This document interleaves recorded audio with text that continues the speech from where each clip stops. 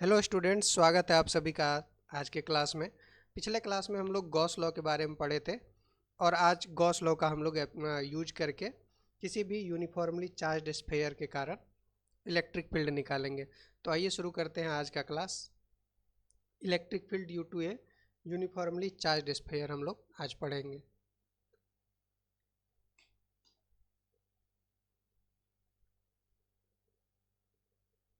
Electric field due to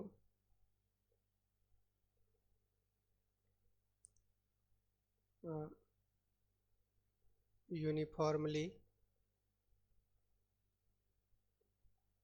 charged sphere.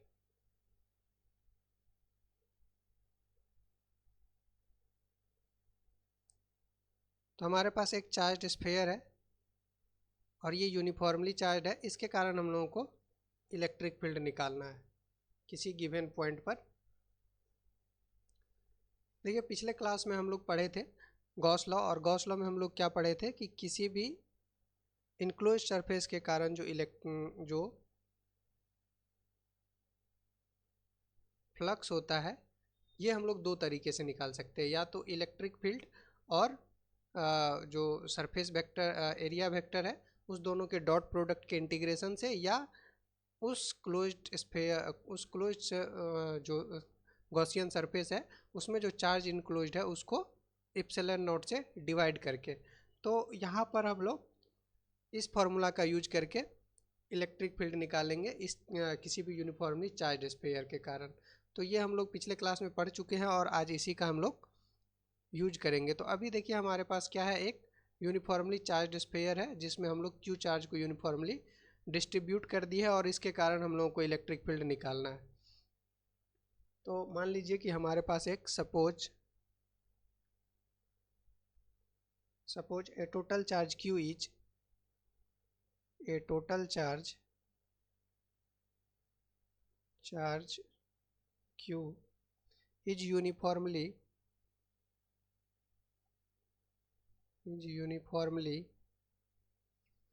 distributed in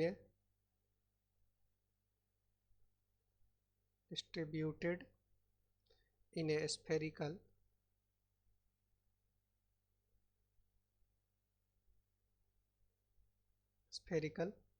volume of radius r.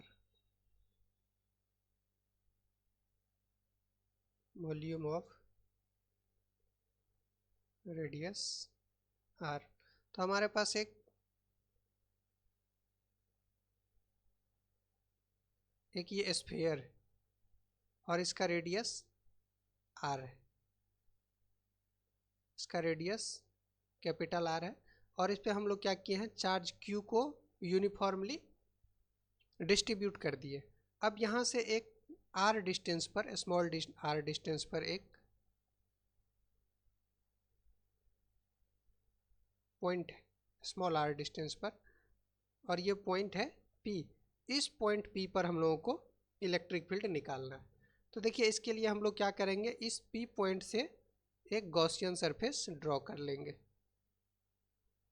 एक Gaussian surface हम लोग draw कर लेंगे और इस गॉसियन सरफेस पर हम लोग लगा देंगे गॉस लॉ। और गॉस लॉ में क्या होता है, हम लोग फ्लक्स निकाल सकते हैं दो तरीके से, एक तो इलेक्ट्रिक फील्ड और एरिया वेक्टर का डॉट प्रोडक्ट और उसका इंटीग्रेशन कर देंगे, यानी कि टोटल फ्लक्स निकाल लेंगे।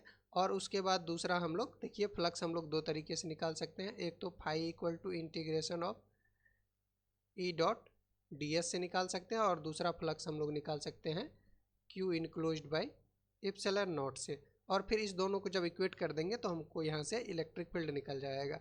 तो देखिए ये स्फीयर है, ये 3 डायमेंशनल फिगर है, 2 डायमेंशन में बनाया गया है, लेकिन ये स्फीयर है, 3 डायमेंशनल फिगर है। अब देखिए अंदर में जब चार्ज है, अंदर में ये जो स्फीयर है इस पर चार्ज है और क्यू चार्ज इस पर यूनिफॉर्मली डिस्ट्रीब्यूट किया गया है।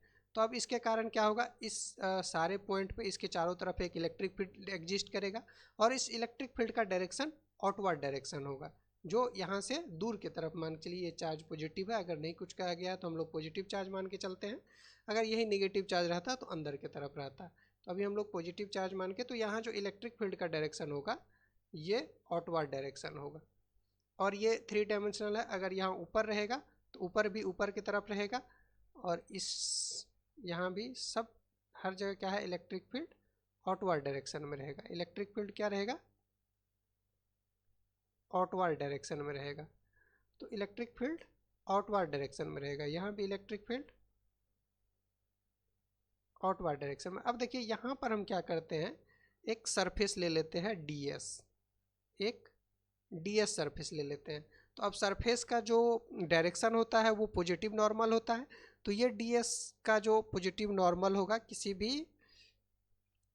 भी अगर सर्किल पे हमको नॉर्मल डालना है तो उसके टेंजेंट पे क्या करेंगे, 90 बनाएंगे। तो यहाँ जो ये टेंजेंट होगा इस पे जो 90 होगा, ये इसका भी डायरेक्शन क्या होगा, इलेक्ट्रिक फील्ड के डायरेक्शन में ही होगा, यानी कि ds का भी यही डायरेक्शन है और इलेक्ट्रिक फील्ड का भी यही डायरेक्शन है। अब ये एक छोटे से एरिया के लिए हम लोग किए, बाकी यहाँ पे इस पे जितना भी एरिया होगा, जो जितना भी ds होगा, सब के लिए इलेक्ट्रिक फील्ड और जो एरिया वेक्टर है दोनों का डायरेक्शन सेम होगा। और जब डायरेक्शन सेम होगा तो दोनों के बीच एंगल क्या होगा, थीटा क्या होगा, 0 होगा। अब ये हम क्यों कर रहे हैं, क्योंकि हम लोगों को एरिया वेक्टर और इलेक्ट्रिक फील्ड का डॉट प्रोडक्ट निकालना है। डॉट प्रोडक्ट का जरूरत पड़ेगा हम लोगों को फ्लक्स निकालने के लिए। तो जो टोटल फ्लक्स हो जाएगा, ये टोटल फ्लक्स हम लोग यहाँ से निकाल लेंगे। अब देखिए ये जो पॉइंट है ये आउटसाइड है, ये पॉइंट अभी जो है ये इससे आउटसाइड में है। तो पहले हम लोग इसको आउटसाइड पॉइंट के कर लेते हैं, और फिर इनसाइड पॉइंट के लिए हम लोग को दूसरे तरीके से निकालना पड़ेगा। तो हम लोग ये पहले आउटसाइड पॉइंट पर निकाल लेते हैं। जो हमारा पॉइंट है क्या है, आउटसाइड।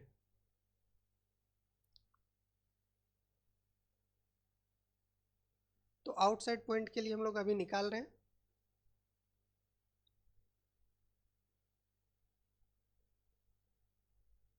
तो फ्लक्स क्या हो जाएगा, the flux of the electric field,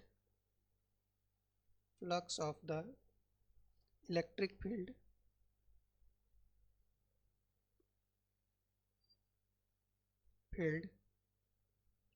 through this enclosed surface, through this enclosed surface। तो इस enclosed surface के थ्रू जब हम लोग फ्लक्स निकालेंगे तो फ्लक्स क्या हो जाएगा,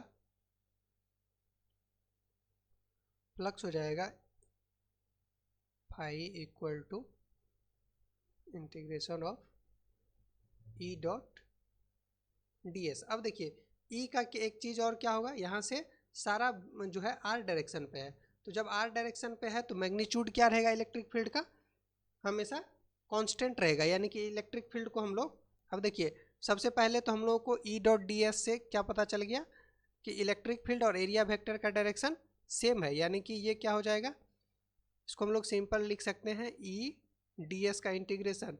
एक्चुअली होता क्या, ई ds कॉस थीटा, और थीटा का वैल्यू हम लोग यहाँ देख लिए हैं कि ds का भी यही डायरेक्शन है और इलेक्ट्रिक फील्ड का भी यही डायरेक्शन है, यानी कि थीटा का वैल्यू 0 है, यानी कि ई ds कॉस 0, यानी कि कॉस 0 1 हो गया। तो यहाँ से देखिए, अब देखिए इलेक्ट्रिक फील्ड सब जगह कांस्टेंट रहेगा, जो मैग्नीट्यूड है इलेक्ट्रिक फील्ड का कांस्टेंट रहेगा, क्योंकि सारा पॉइंट जो है सेम इक्वी डिस्टेंस है, सारा इक्वल डिस्टेंस पर है। तो ई को क्या करेंगे हम लोग, बाहर कर देंगे, और केवल इंटीग्रेशन ऑफ क्या हो जाएगा, ds। अब देखिए ये एक स्फेयर है, और स्फेयर के सरफेस एरिया को अगर हम चारों तरफ के सरफेस एरिया को ऐड करेंगे तो इसका टोटल सरफेस एरिया हो जाएगा। और स्फेयर का जो टोटल सरफेस एरिया होता है ये हम लोग पढ़े हुए हैं।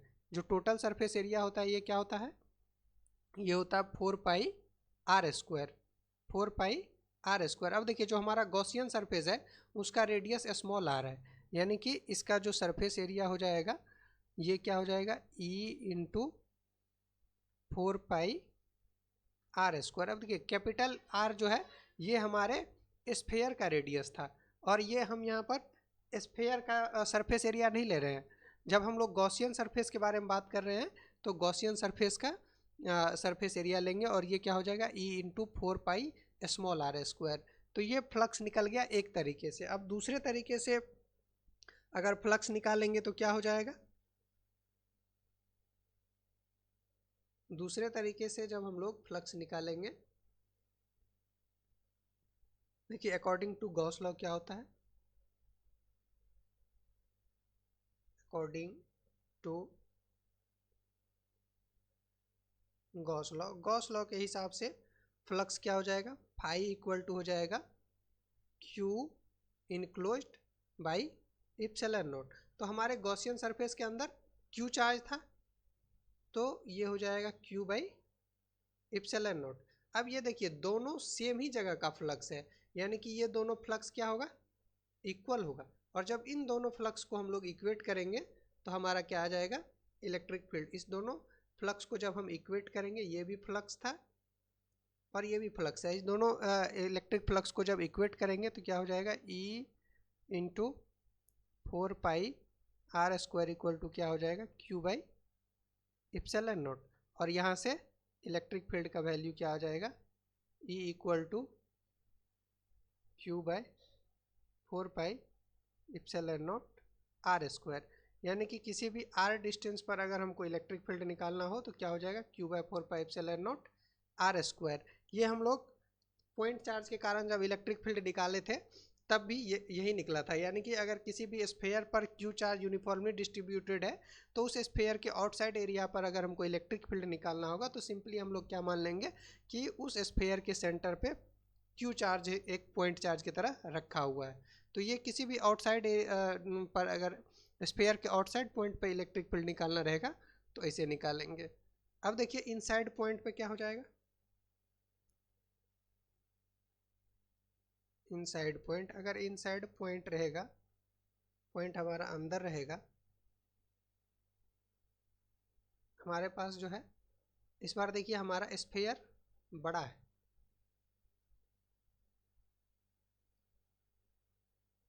स्फेयर बड़ा है और इसके थोड़ा बड़ा बनाना पड़ेगा, है नहीं है सेम एरिया, जो इसका रेडियस है सेम है आर, लेकिन हमको चूँकि ये विजुअलाइज सही से हो तो थोड़ा बड़ा बनाना पड़ेगा। अब देखिए इसका क्या है, ये है रेडियस आर, ये हमारा स्फेयर है और इसके किसी अंदर में, इससे पहले हम लोग बाहर में पॉइंट था हमारा पी जहाँ पे हमको इलेक्ट्रिक फील्ड निकालना था, इस बार हमारा पॉइंट मान के चलिए इनसाइड यहाँ पर है, यहाँ पर हमारा पॉइंट पी है और ये जो डिस्टेंस है ये कितना है, स्मॉल आर, ये डिस्टेंस है स्मॉल आर। तो इस बार हम लोग क्या करेंगे, इसी पॉइंट पी से फिर से गॉसियन सरफेस खींचेंगे, ये गॉसियन सरफेस ड्रॉ कर लेंगे। तो ये हमारा क्या हो गया, गॉसियन सरफेस। अब इस गॉसियन सरफेस के थ्रू भी फिर क्या होगा, अब ये स्फेयर है, इस गॉसियन सरफेस के कारण जो है अंदर जो चार्ज है, अंदर जो चार्ज है इसके कारण इलेक्ट्रिक फील्ड होगा और फिर उस इलेक्ट्रिक फील्ड का डायरेक्शन किधर होगा, आउटसाइड होगा, इलेक्ट्रिक फील्ड का डायरेक्शन आउटसाइड होगा, इलेक्ट्रिक फील्ड का डायरेक्शन आउटसाइड होगा, इलेक्ट्रिक फील्ड का डायरेक्शन आउटसाइड होगा। तो इस तरह से हर जगह इलेक्ट्रिक फील्ड का डायरेक्शन आउटसाइड होगा। अब मान के चलिए यहाँ पर एक हम लोग फिर उसी तरह से एरिया ले लेते हैं, एरिया वेक्टर मान के चलते हैं ds है, तो इसका भी डायरेक्शन सिमिलरली जैसे तभी हुआ था वैसे ही ds हो जाएगा। और इसके थ्रू जब हम लोग फ्लक्स निकालेंगे तो फ्लक्स क्या हो जाएगा, the flux through the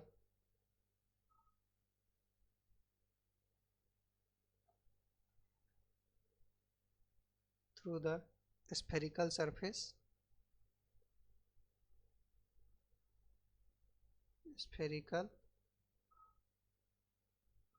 surface क्या हो जाएगा, एफ आई इक्वल टू हो जाएगा integration of E dot D S. अब देखिए जैसे ई डॉट डी एस तभी किए थे और ई डॉट डी एस का वैल्यू क्या हो जाएगा, इंटीग्रेशन ऑफ, इसको हम लोग क्या लिख सकते हैं, E D S cos theta, और थीटा का वैल्यू यहाँ क्या हो जाएगा 0 डिग्री, क्योंकि इलेक्ट्रिक फील्ड का भी यही डायरेक्शन है और डी एस का भी यही डायरेक्शन है और कॉस 0 का वैल्यू 1 हो जाएगा। यानी कि ये क्या हो जाएगा, integration of E D S. अब इलेक्ट्रिक फील्ड क्या होगा, सब पॉइंट पे सेम होगा क्योंकि सारे पॉइंट जो है सेंटर से इक्वी डिस्टेंस है, और बराबर डिस्टेंस पर जो इलेक्ट्रिक फील्ड होगा वो सेम होगा, यानी कि हम लोग इसको बाहर निकाल सकते हैं। इक्वल टू क्या हो जाएगा, ई हमारा बाहर निकल गया, इंटीग्रेशन ऑफ ds हो गया। अब जो एक छोटा सा स्फेयर है हमारा, उसका इलेक्ट्रिक फील्ड क्या हो जाएगा, उसका जो सरफेस एरिया है वो क्या हो जाएगा, ई इंटू 4πr²। तो ये हमारा फ्लक्स निकल गया। अब हम लोग फिर से इसको गॉस लॉ से निकालेंगे फ्लक्स, और गॉस लॉ से जब फ्लक्स निकालेंगे तो हम लोगों को निकालना पड़ेगा चार्ज इनक्लोज्ड। चार्ज इनक्लोज्ड, तो देखिए इसके बाद अकॉर्डिंग टू गॉस लॉ क्या हो जाएगा, according to Gauss law, Gauss law के अनुसार जो फ्लक्स होगा वो क्या हो जाएगा, फाई इक्वल टू हो जाएगा Q enclosed by epsilon not. तो अब देखिए क्यू इनक्लोज्ड, इससे पहले वाले क्वेश्चन में हम लोगों के पास क्यू इनक्लोज्ड निकालना इजी था, क्योंकि पूरा का पूरा चार्ज क्यू अंदर में ही इनक्लोज था, गॉसियन सरफेस के अंदर था। अब यहाँ देखिए चार्ज जो है बिल्कुल यूनिफॉर्मली डिस्ट्रीब्यूटेड है, हर जगह डिस्ट्रीब्यूटेड है। ये चार्ज क्या है, पूरी तरह से अंदर बाहर दोनों डिस्ट्रीब्यूटेड है। तो हमारा गॉसियन सरफेस में टोटल चार्ज नहीं आ रहा है, तो हम लोगों को निकालना पड़ेगा कि कितना चार्ज हमारे गॉसियन सरफेस में आ रहा है। तो अब देखिए इसको निकालने के लिए हम देखिए 4/3 जो इसका, अब देखिए ये स्फेयर के टोटल वॉल्यूम पे क्यू चार्ज डिस्ट्रीब्यूटेड है, क्या है, स्फेयर के सिंस, देखिए since charge Q is uniformly distributed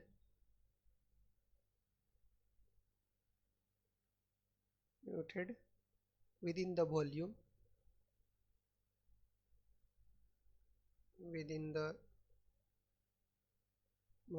और देखिए स्फेयर का वॉल्यूम क्या होता है, 4/3πr³। हमारा जो स्फेयर था इसका वॉल्यूम था 4/3πr³, और इस पे हम लोग टोटल क्यू चार्ज को यूनिफॉर्मली डिस्ट्रीब्यूट किए। और जब क्यू चार्ज को हम इतना वॉल्यूम में यूनिफॉर्मली डिस्ट्रीब्यूट करेंगे तो यूनिट वॉल्यूम पे कितना चार्ज हो जाएगा, तो hence charge per unit volume क्या हो जाएगा, चार्ज पर यूनिट वॉल्यूम क्या हो जाएगा। देखिए इसके लिए हम लोगों को क्या करना पड़ेगा, टोटल चार्ज को टोटल वॉल्यूम से डिवाइड कर देंगे, 4/3πr³। इतना वॉल्यूम पर क्या था, ये इतना टोटल चार्ज डिस्ट्रीब्यूटेड था, तो इसको वॉल्यूम से डिवाइड कर दिए तो हमारे पास आ गया चार्ज पर यूनिट वॉल्यूम। अब जो चार्ज पर यूनिट वॉल्यूम आ गया तो इसके बाद हम लोग क्या करेंगे, जो हमारा इनक्लोज्ड वॉल्यूम है, स्फेयर का जितना वॉल्यूम इनक्लोज्ड है उससे हम लोग मल्टीप्लाई कर देंगे। तो जो ये इनक्लोज्ड वॉल्यूम है वो कितना है, स्मॉल आर के कारण जितना ये बड़ा ये स्फेयर है उसका जो वॉल्यूम है वही हमारा इनक्लोज्ड है, और वो क्या हो जाएगा, वो हो जाएगा 4/3πr³। ये इनक्लोज्ड है, तो यूनिट वॉल्यूम में जो चार्ज है उसको जब हम लोग इनक्लोज्ड वॉल्यूम से मल्टीप्लाई कर देंगे तो जो चार्ज इनक्लोज्ड है वो आ जाएगा। तो इसको हम लोग निकाल लेते हैं, charge enclosed bye Gaussian surface हमारा क्या हो जाएगा,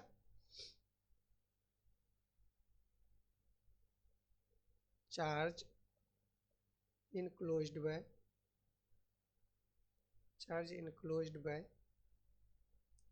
गॉसियन सरफेस क्या हो जाएगा,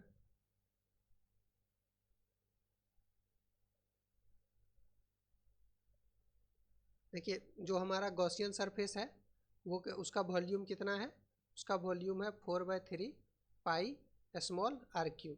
तो इसको इससे मल्टीप्लाई कर देंगे तो हमारा जो क्यू इनक्लोज्ड है वो क्या हो जाएगा, Q/4/3πr³। ये यूनिट वॉल्यूम का चार्ज है, और हमारे पास कितना इनक्लोज्ड वॉल्यूम है, 4/3πr³। तो यहाँ से 4/3 पाई कैंसिल हो जाएगा, यानी कि हमारा जो Q इनक्लोज्ड आएगा वो आ जाएगा Q into R³ divided by R³। तो ये हमारा Q इनक्लोज्ड आ गया। तो अब देखिए क्यू इनक्लोज्ड का वैल्यू जब यहाँ पुट कर देंगे हम लोग, यहाँ पर जब क्यू इनक्लोज्ड का वॉल्यूम हम वैल्यू पुट कर देंगे तो हम लोगों को फाई निकल जाएगा, और वो फाई क्या हो जाएगा। अब क्यू इनक्लोज्ड कितना आया था, क्यू इनक्लोज्ड देख लीजिए यहाँ पर आया है Q into R cube by R cube. तो ये क्यू इनक्लोज्ड क्या हो गया, Q into R cube divided by capital R cube, और एक इप्सिलॉन नोट यहाँ से आ जाएगा, epsilon naught capital R Q.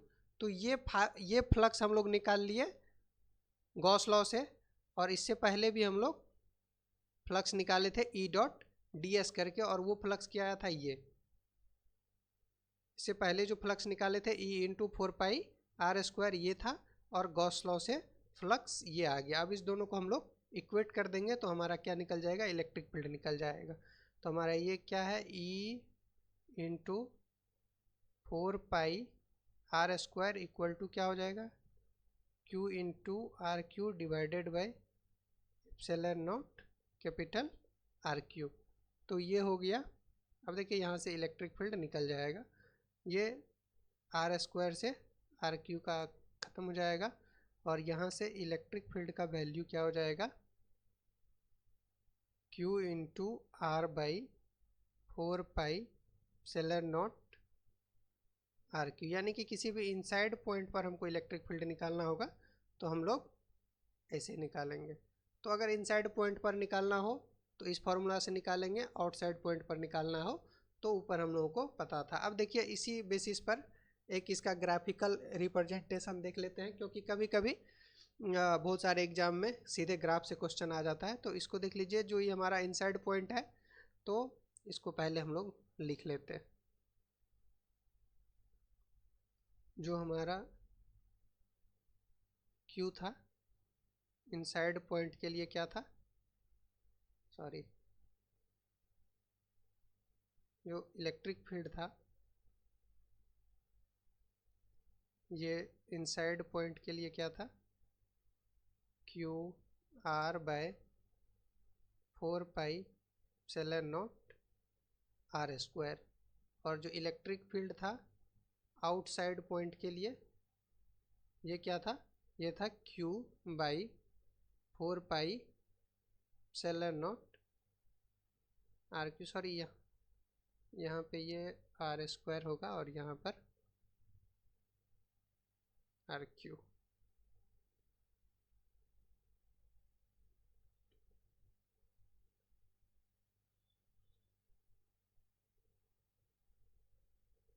अब देखिए इसका हम लोग ग्राफ ड्रॉ करते हैं। देखिए इस पर हम लोग रख लेते हैं इलेक्ट्रिक फील्ड, और ये मान लेते हैं कि डिस्टेंस है हमारा स्फीयर के सेंटर से। तो देखिए जो अब यदि हम यहाँ पर निकालेंगे, सबसे पहले इस पॉइंट के लिए हम लोग निकालेंगे तो ये पॉइंट पे हमारा आर क्या हो जाएगा, 0, यानी कि आर 0, यानी कि हमारा जो इलेक्ट्रिक फील्ड हम लोग निकाल रहे हैं कहाँ, एट सेंटर। जब एट सेंटर निकालेंगे, एट सेंटर क्या हो जाएगा, एट सेंटर हमारा आर क्या है, 0, यानी कि इलेक्ट्रिक फील्ड क्या हो जाएगा, 0, यानी कि यहाँ पर इलेक्ट्रिक फील्ड 0 रहेगा। और उसके बाद बढ़ेगा धीरे धीरे, जैसे जैसे आर बढ़ेगा वैसे वैसे बढ़ेगा। कब तक बढ़ेगा, जब तक कि आर इक्वल टू आर नहीं हो जाए। और जब आर इक्वल टू आर हो जाएगा तो हमारा हम लोग कहाँ पहुँच जाएंगे, तब हम लोग सरफेस पर पहुँच जाएंगे। और जब सरफेस पर पहुँच जाएंगे तो फील्ड सरफेस पर क्या हो जाएगा, फील्ड एट द सरफेस क्या हो जाएगा, फील्ड एट द सरफेस। जब फील्ड सरफेस पर हम लोग निकालेंगे तो आर का वैल्यू आर पुट करेंगे। अब देखिए इसमें आर का वैल्यू आर जब पुट करेंगे तो हमारा इलेक्ट्रिक फील्ड क्या हो जाएगा, क्यू इंटू आर की जगह कैपिटल आर रखेंगे divided by 4 pi epsilon naught R cube, यानी कि आर से एक आर क्यू का कट जाएगा, स्क्वायर बच जाएगा, यानी कि इलेक्ट्रिक फील्ड क्या हो जाएगा, Q by 4 pi epsilon naught R square. तो किसी भी सरफेस पर ये क्या हो जाएगा, स्फीयर के सरफेस पर इलेक्ट्रिक फील्ड ये हो जाएगा। ये हम लोग इनसाइड वाले फार्मूला से निकालेंगे। अगर आउटसाइड वाले फार्मूला से भी निकालेंगे, सॉरी यहाँ पर जो, एक सेकेंड, ये आर नहीं होगा, यहाँ पर हो जाएगा स्मॉल आर स्क्वायर। और यहाँ से जब आउटसाइड पॉइंट वाले फार्मूला से भी हम लोग निकालेंगे तो सरफेस पर हम लोग आर इक्वल टू आर रखेंगे तो ये सेम ही वैल्यू आएगा। और इसके बाद क्या होगा, इस पॉइंट के बाद क्या होगा, ये इलेक्ट्रिक फील्ड घटने लगेगा, इलेक्ट्रिक फील्ड घटने लगेगा। सरफेस से एक बार जब हम लोग सरफेस पर पहुंच जाएंगे उसके बाद इलेक्ट्रिक फील्ड घटने लगेगा, और जब इन्फिनिटी पे जाएगा तो जीरो हो जाएगा। देखिए ये मैक्सिमम हो जाएगा, और मैक्सिमम वैल्यू क्या हो जाएगा इलेक्ट्रिक फील्ड का, यहाँ पर ई मैक्स होगा, और इलेक्ट्रिक फील्ड का मैक्सिमम वैल्यू क्या होगा, ई इक्वल टू ये होगा क्यू बाई 4πε0 आर स्क्वायर। और ये वैल्यू कब होगा, जब हम लोग ये यहाँ पर ई इलेक्ट्रिक फील्ड मैक्सिमम होगा कहाँ, सरफेस पर, किसी भी स्फीयर के सरफेस पर इलेक्ट्रिक फील्ड मैक्सिमम होगा। और उसके बाद उससे अगर हम लोग अंदर भी जाएंगे, स्फीयर के अंदर जाएंगे फिर भी इलेक्ट्रिक फील्ड घटेगा, और बाहर भी जाएंगे तो घटेगा। तो ये था electric field due to charge uniformly charged sphere.